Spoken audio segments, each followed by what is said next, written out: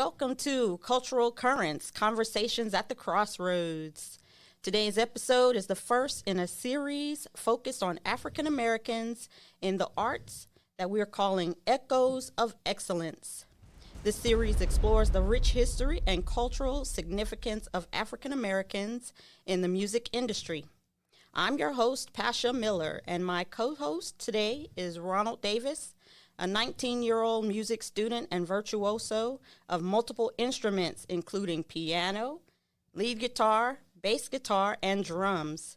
As a former marching band member and enthusiast, he now channels his passion into songwriting, composing, rapping, and singing. When he's not immersed in music, you'll find him exploring nature or lost in the melodies of his favorite tunes. Thank you for joining us today, Ronald. Thank you for having me on today's show. I'm excited to be a part of today's discussion focusing on HBCU marching bands as they hold a special place in the fabrics of African American culture. These bands not only entertain and inspire audiences with their electrifying performances, but they also serve as a source of pride and unity within their respective communities. For many students, joining the marching band is not just about playing music. It's about carrying on a legacy, honoring tradition, and celebrating excellence. All right. Thank you, Ronald, for that. So today, we have a special treat for you as we celebrate Black History Month and dive into the dynamic world of historically Black college and university HBCU marching bands. So today, joining us is our special guest who brings a wealth of knowledge and experience in this arena.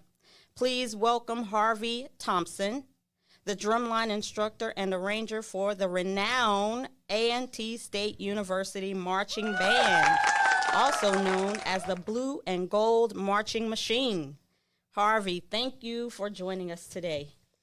Thank you for having me. Awesome. So, Harvey, as we celebrate Black History Month, I wanted to explore the unique role of HBCU marching bands in preserving musical traditions and shaping the cultural landscape. Can you share with our listeners the significance of HBCU marching bands and their contributions to Black history? Ooh, it's a jam-packed question, but well, the way that how do you want to put this? Our culture, drums has been in our culture forever. Through that we know, and it's a way to communicate. Yeah. Especially with our ancestors and things like that. But as far as it pertains to HBCU world, and it's more so things that kids get to want to be a part of from seeing it and hearing it. Right. They get to hear the stories and see the legacy that it brought upon a lot of people that's doing it. Sometimes it be their mom, their dad, their uncle, their sister, their brother, even their nieces and nephews, depending on where you're from, how it's built. But it's things like that encourage them to want to do well. And how it helps is a lot of times the young adults, they see the drum side of it, not knowing that there's an educational side of it. And that's what helps build the legacy. So a lot of times we will get them in and they solely are just thinking about playing their instrument. And then when you have to train their brain to understand that there's more to it than just beating on the drum. Right. It's how you play it. It's what's resonating with people differently, different type of sounds, different types of tones. And that's what help us, pull everyone in to start understanding what HBCU culture really is about. Yeah. That's awesome. And I'm just going to say that I've watched you guys practice over the years, and I know that it's more than just the music. It's even about, training young people how to behave in a professional environment. And I really appreciate that about what you offer to the young people. And that's why I wanted to have you on today. Awesome. Yeah. As the drumline instructor and arranger for A&T State, you've had a front row seat to the talent and dedication of these young musicians. Can you give us a little bit more insight into the history and evolution of A&T's marching band and the drumline? Okay, so a little bit of history of the drumline. First and foremost, I got here in 2006, and I'm originally from Brooklyn, New York, and I didn't get into drumming until I was a teenager. Most of my peers and people that I know who play drum, they started at a very, very young age. Right. So that already put my approach to it different. So here, watching the kids firsthand is like, you see the talent, but when you see talent in one area, you notice that it lacks in others. And that's where the balance come in at, where, like you just said, the correct type of discipline, the mental discipline, Right. The physical discipline as well too, and just the structure of the mannerisms of how you're supposed to move and look, particularly for A&T's drumline. Right. So at the beginning of it, it was more so about partying, letting people see that we could have fun. And that always drew people in. But then on the percussion side of it, it was, they can't play. So now we had to find the balance of not only that they could dance, now we need playing. So part of the change started with, when I got here in 2006, I noticed that we didn't really have any warm-ups, the things that help really build your ability. Right. So as a member, I knew I wanted to be here teaching later, so I started taking the notes, not just myself and others, and we started implementing small things over the years, like, okay, now we need to just bump it up a little bit. Let's add warm-ups. Let's start teaching them how to read music, right? So now that we teach them how to read music, the kids that want to come in from high school are, I got to read music. So now we tapping into them. Now they're learning how to read the music before they get here. Right. And that's what's helping it continue to grow and grow. So, like, just the dynamic of it. Back in the day, they'd just show up, they'd play the tunnel, blah, blah, blah, dance, leave. Now you got to stretch. You got to warm up. You got to, mentally get yourself there before you actually get into your character. Right. Because being in any organization, you have to learn how to be a character. Right. It's like movie stars. It's just, they can walk one way, but when they get in their role, you have to be another. So that's what we teach them here is, like, you could be yourself 1,000%, but the moment you put your drum on, you're Superman. Yeah. We give the Clark Kent approach with the glasses, and when you take it off and you go in the booth and change. Yeah. That's how we speak a lot on that type of change for them as it's growing. And then, that's the first part of it, teaching them structure and Right. how to understand what happens when and where. Then it's the balance part of it. Like, how do we make the group sound full? Yeah, we might have 50 members, but how do we make it sound full so that you still can hear all the different instrumentation? That's where the balance is. Now you're teaching the snare drummers when and when not to play as hard as they can. Same with the bass drummers and the multi-tenors and just the test tenors. Then you have to teach them about the four walls. When you're in certain places, how do you control it? Wow. And then when you're outside, how do you control it? Then the next part of it is understanding how to tune the drum for different environments as well. Because there's so many combinations. To this day, I'm still trying to figure out the right combination. Wow. Because it's endless. It depends on the song. It depends on the location. It depends on how high the ceiling is. Do you have carpet? All that takes shape in what you're doing. Is it a lot of metal in the room? Yeah. A lot of aluminum in the room? So all of that takes into play when you're, for people who don't understand it, they just see, it's drums. Woo, let's have fun. But for the drum community, it's, woo, this one little note or this one phrase gave me goosebumps. Yeah. Yeah. Yeah. And I'm not even a drummer, but y'all still give me yeah, goosebumps.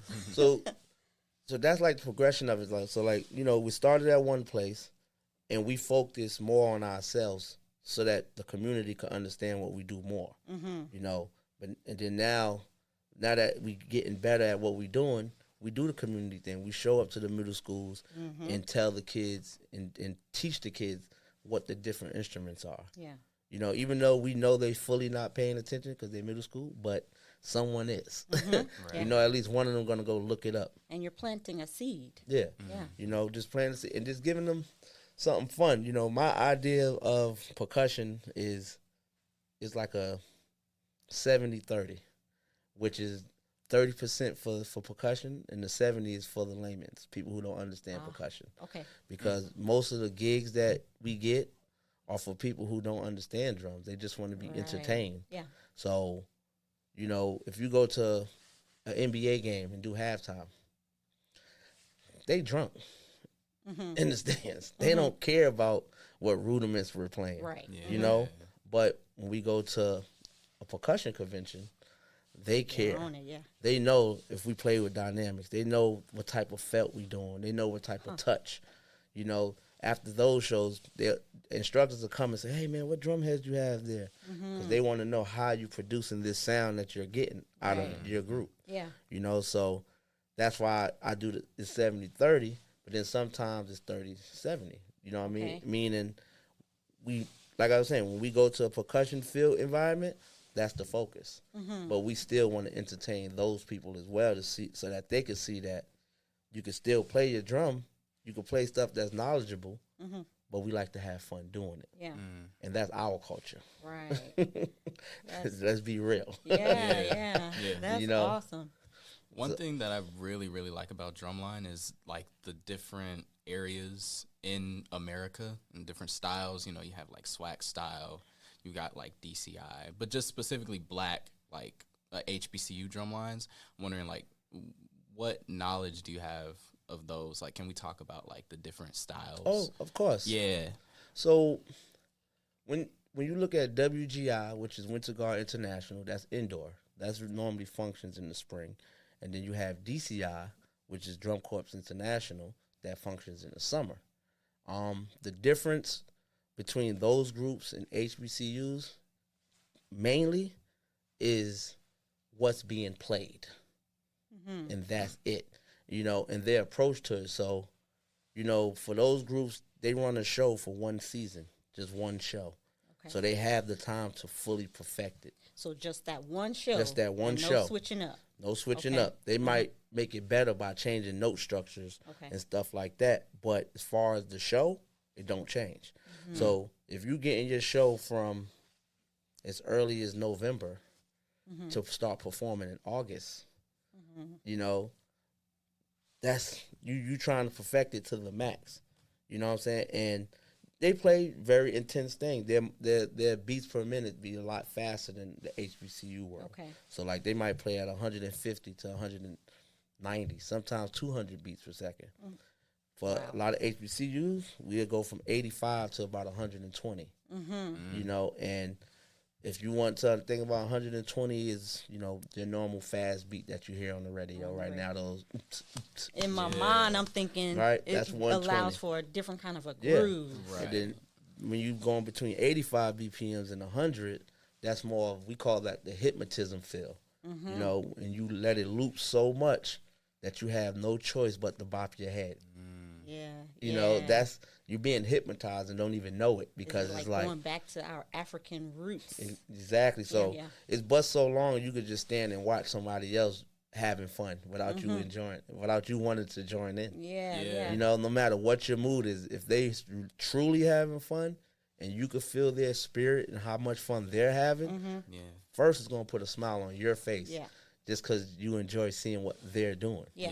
And then if it's something where you see them bopping their head or they doing a move, deep down we all think we can do it.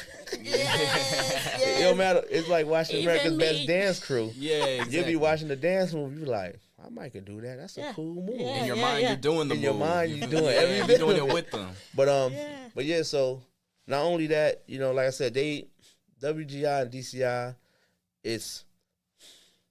we're gonna say it's a different level of percussion. Okay. And what I mean by that is, here's the difference.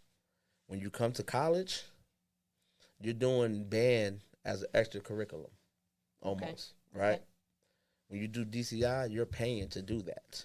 So every kid you see doing that, they paying. I'm not 100% sure, but it's in the range of $2,000 to $3,000 For the season. if not more. Wow. Right, you have to pay those fees so that you can play. Mm-hmm.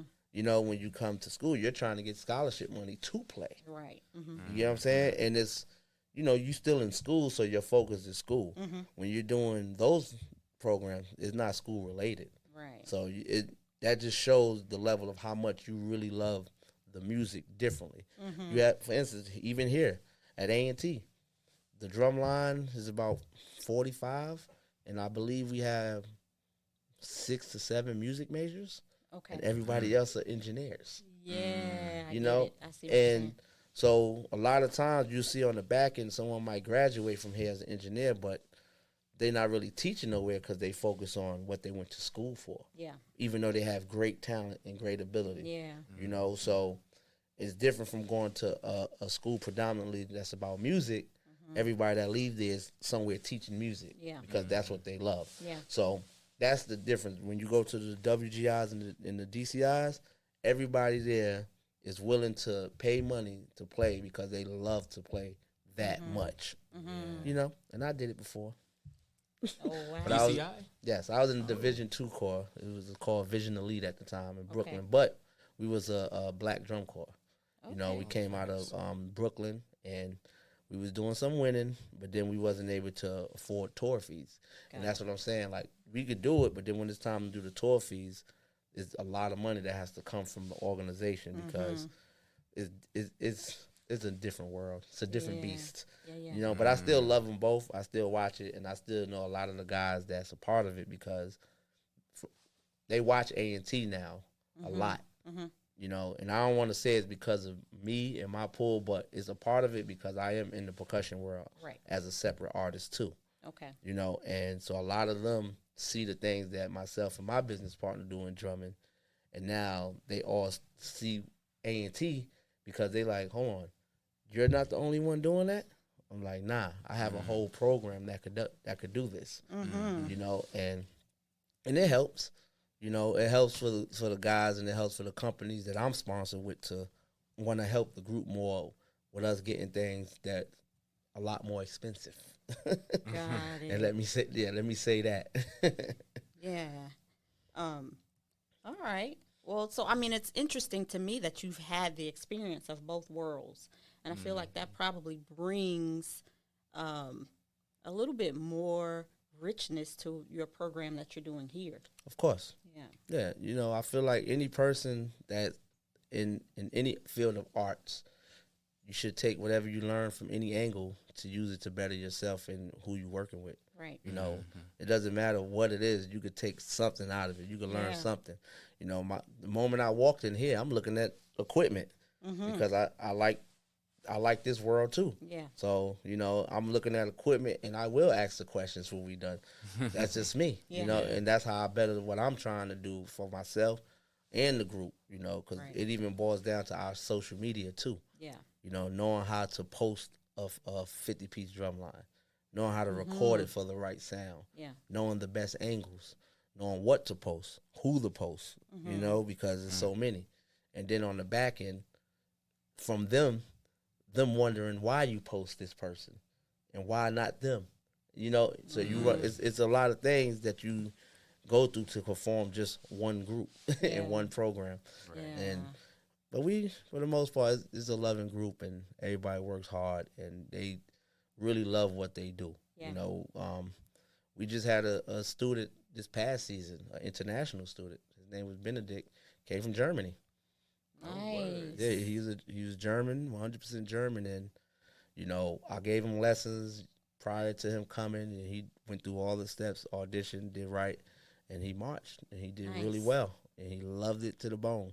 We got some culture in him. delete that. No, I'm joking. No, I was leaving that. Speaking of culture, like, do you think, let me think about what I want to say. I'm thinking about the influence that HBCU drumlines and bands in general have had on just music in general. You think of, like, Beyonce's new song, her new what's it called, My House. Yeah. You know, like that, and then you hear like the horns, and you hear like the tubas in the background. You hear like, and then even back with like J. Cole and them, like they had like drum lines inside of their songs, and you're seeing that more and more. Yeah. And like after graduating from my high school, playing band with them, they were like, "Oh yeah, you should write some music for us." So then I started like looking at songs, and like everyone is doing this kind of like mix with hip hop and like HBCU bands and stuff like that. So I think that's real interesting. Like, do you have experience looking back and seeing like the way that it's affected music along? I'm gonna say a little bit yes. You know, from in the past, everything was drum machines. You know, and machine this, machine that, and I feel like as time is going on with the way social media is and things, you know, the authentic sound is becoming the new sound.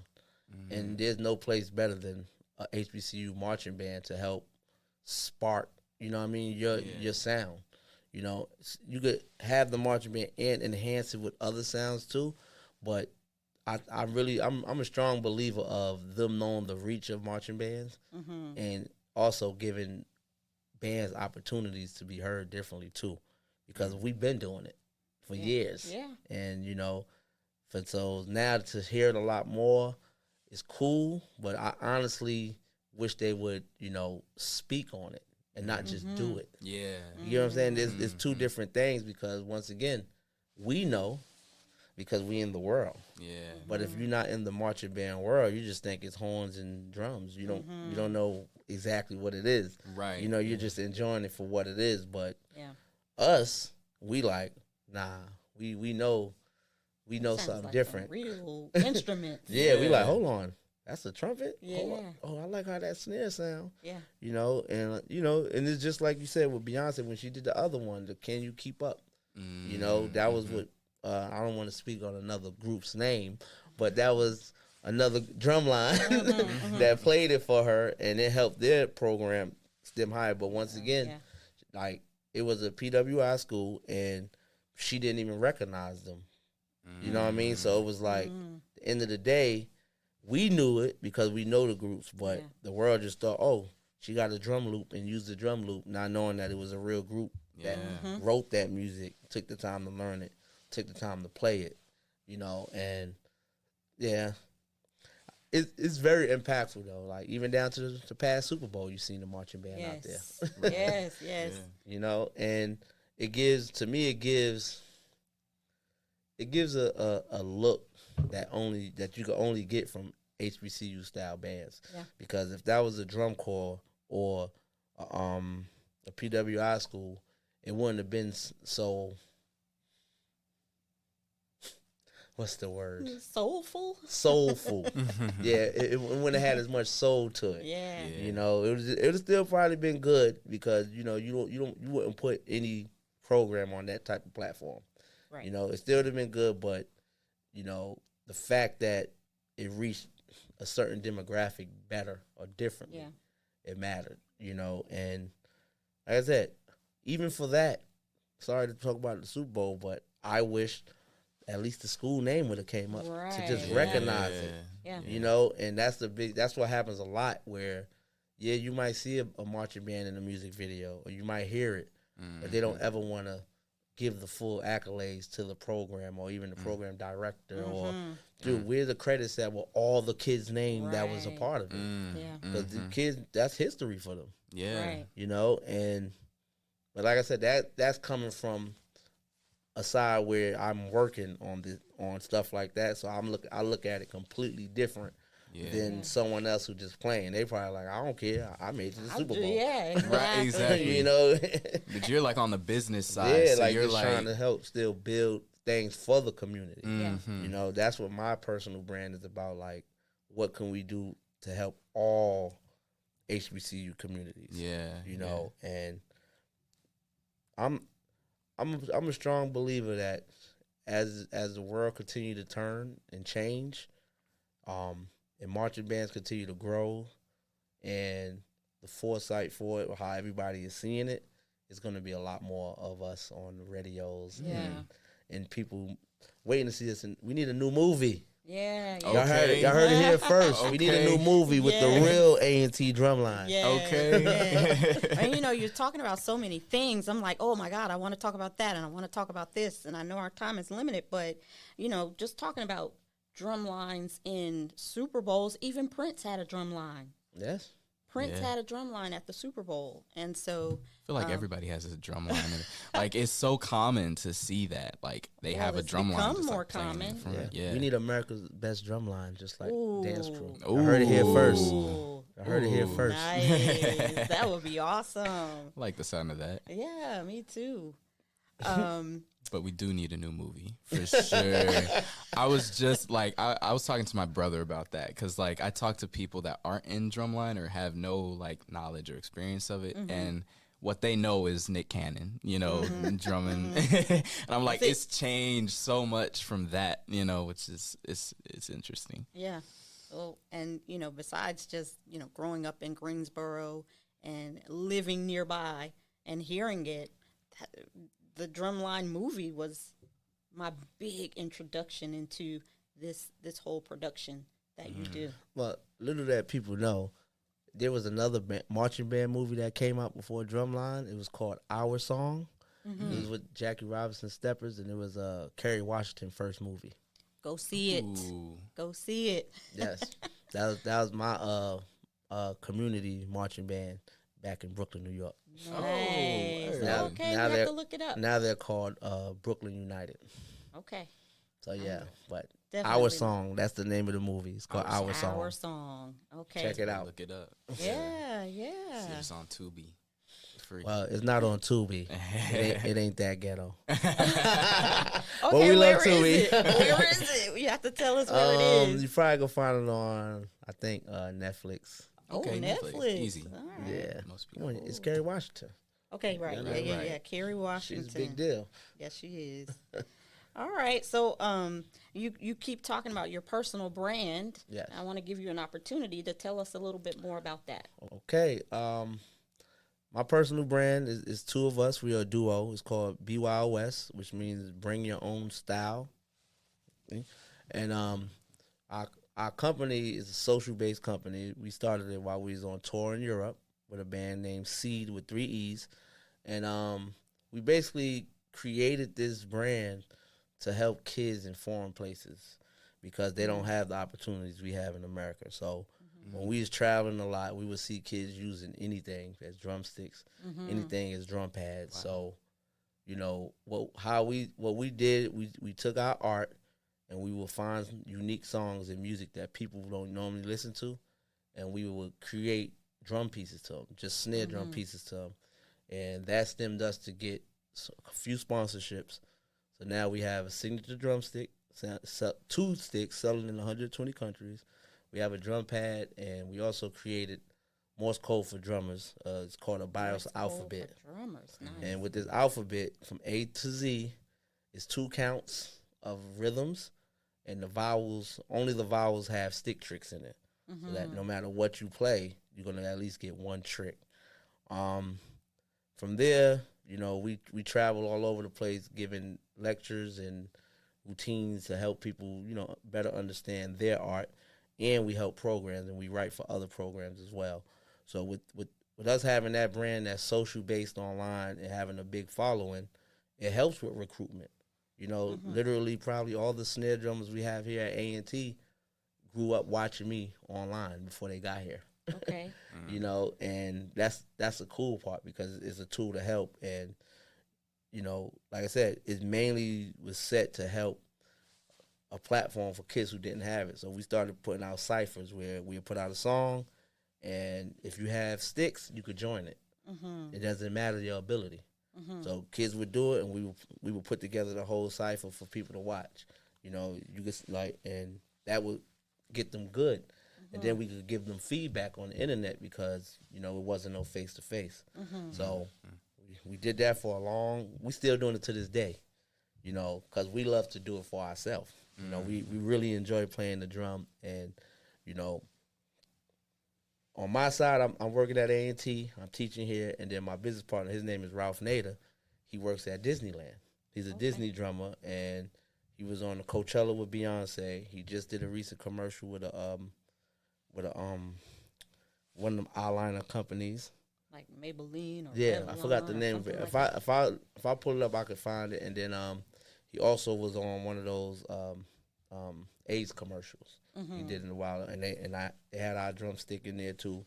And and it got others.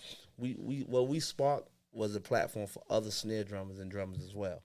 So now there are other famous drummers who do basically the same thing in their own way. And we help support them by giving them sticks and things like that, so that they could keep moving forward with what they doing.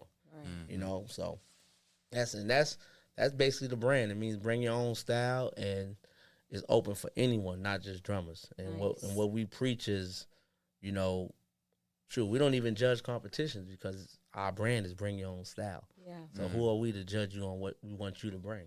So if someone came to you and said, hey, can you judge this particular competition, you're going to say? Nope. Okay. Unless it's a lot of money. I'm joking, y'all. I'm just being honest, even for that, if I am judging, because I'm not going to say I never judged before. It comes with the territory of being in this world. But a big part of my judging is I don't judge on what you're doing. I mean, I don't judge on what I want to see. I judge based on exactly what you're doing. Okay. Meaning how well are you playing and doing what you doing, not what I think you should do with your material. Right. Yeah. Because a lot of times that's how judges think.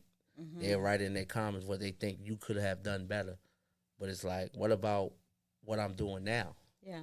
How can I better what we doing in opposed to what I think you should do? I have my own program for that. Right. Yeah. So, but I personally don't judge a lot. It probably would be once every few years somebody, and it more so would be companies of a friend or someone who, kind of want me in the judge seat to help bring in more people. Because like I said, if you look online and put my name, you will see that we've been all over the world just playing drums, teaching drums. Yeah. We was in Dubai doing a commercial Nice. many years ago and toured South America just playing the snare drum, the instrument that people don't think could make it anywhere. Right. They tell you need to be on drum set. Yeah. So. Well, I think it's amazing. And being someone that is a professional in the world of diversity, equity, and inclusion, I think it's great that you're out there and you're taking our culture to other places, but also you bring that back with you. And it's even you mentioned the young man from the other country. That's what it's about. Like, it's not just black people that are doing this. It's not just black boys that are doing this. I see the girls doing it as well. Yeah. So it lets us know that this is open to anyone who wants to participate in drumline, marching band, even on a campus like A&T. And see, equity and inclusion is new to the world within the past 5 to 6 years. Let's be honest. Yeah. But music has always been a universal language before equity and inclusion. Yeah. And what a lot of people really don't understand is ability kind of trumps all of it, because even from beginning of time, look at Jackie Robinson. Because his talent was so high, he was. They couldn't deny him. They couldn't deny him. Right, exactly. So a lot of times I preach that too. Like, look, if your talent is really high and good, they don't have to like you, but they're gonna respect you. Yeah. They're gonna want to learn from you because they know you worked hard to get to where you was at. Right. So I love the equity and inclusion in an inclusive world. We all do. But for those who truly listening, don't depend on it. Work hard and understand what you are capable of, so that people can respect you for what you can do, not just because you white, black, brown, green, orange, whatever. Right. You want them to respect you for what you're capable of. Yes. And that matters to me a lot. Mm-hmm. Yeah. So. Yeah. I think it's powerful because especially in this digital age, you know, like as long as you put something out there, you know, it just like what you're doing, it goes to show like these black kids out here are influencing people in other countries, you know? So as long as you put in like that dedication, that work, and whatever it is that you're doing, music or art, you know, like if you're putting in that work and you're putting in your dedication and your spirit, your soul, you know, that's gonna translate. You know, I think that's and you know, and it goes like we had 2 workshops, 2 weekends in a row, and there was a lot of kids here. Mm-hmm. Some traveled from Mississippi, New York, Wow. California, only to spend a day with the drumline here at A&T and Yeah. learn something. Yeah. And you know, that means a lot to us. Yeah. You know, and that it says that we're doing something right if people are willing to travel far away for one day, not even a full day, from 10 to 4 o'clock, Right. just for some instruction. Yeah. And that means they have trust in what we've been doing. Right. So, and I love it. And I've come to that for a few years. I was here last week, and that's how I ended I was up surprised. I was like, "You got a student here?" Thank you very much. But and I've not only come to A&T's clinics, I've gone to other universities' clinics, and my students, my children say, hey, it's all about A&T, right? It's all about A&T. And another thing they said was there's a difference in what's expected of them when they come to this clinic as opposed to some other university's clinic. Like, your expectations are higher. Oh yeah. Yeah. Oh yeah. Like, you know, we don't do beginners. Like I told the parents, I said we don't do beginner, intermediate, advanced. We do intermediate, advanced, expert. Yeah. You know, just the word in itself could change the mind of a student and adult. You know, and that's what it's about. Like, if you here, you're not a beginner. Right. Yeah. Like, you know, it's for high schools. You're not a beginner. So a lot of it is how you talk about things to help them learn and grow, and, you know, keeping everybody inclusive of it. Like, you know, not understanding how to make everybody feel comfortable, even though the levels are completely different. Yeah. You know, and I none of it looks easy to me. Right. And I don't know if you was there the whole time, but, you know, like they said, at other clinics, you wouldn't have to normally do push-ups.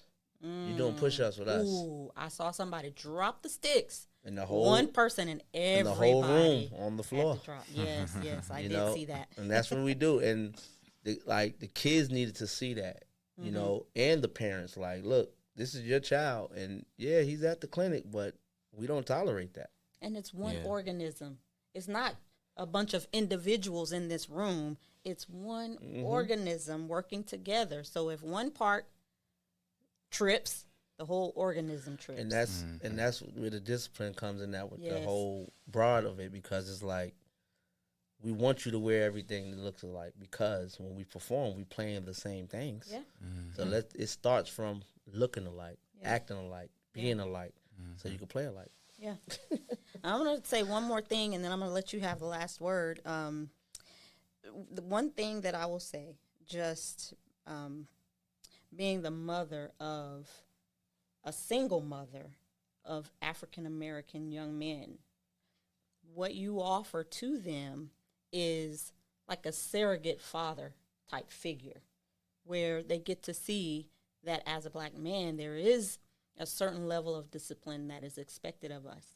And so I will say that I appreciate everything that you do for all of those students, no matter what their cultural background is.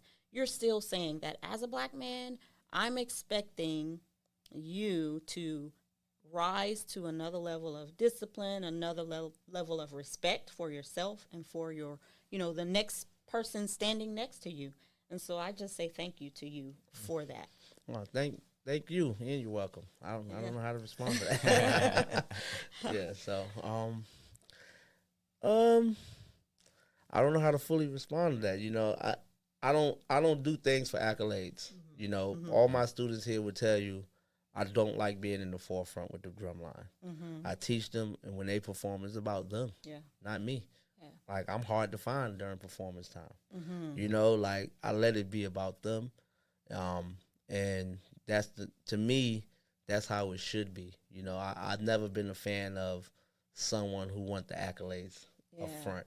Yeah. I'm more of a fan of, the students know who does what. That works for me. Yeah. And, and I think I'm not going to say that's how it should be for everyone, but if you're confident in what you do, then you could be like that. Yeah. I agree with that. And that just has a lot to do with confidence. Yeah. You know, in your personal work and what you have to offer. And but one last thing I do want to say is find in order to be partially successful, to me, you should always find someone who has similar likings as you, and that way you have someone to really converse with on the best ways to build. It's really hard to do things by yourself. No matter who you are, you think you could do it by yourself, but having at least one person that you can have different conversations with, who's not afraid to tell you what may or may not work because they might have a different experience, that helps, and then finding people that you truly trust. And what I mean by that is, if they can't tell you when your breath stink, then they're not your true friend. Just being honest. For real. Good For stuff. real. I be telling people, don't be like, if I have something in my teeth, tell me. Tell you feel me. me? Like, Let don't me let me know. walk around with Something some up my green in my nose. teeth. Come on now. Yeah. Let me know. Yeah. Yeah, so that's all I got. All right. Well, Harvey Thompson, thank you so much for coming Thank you. and sharing your knowledge and expertise with us today. And thank you for having me.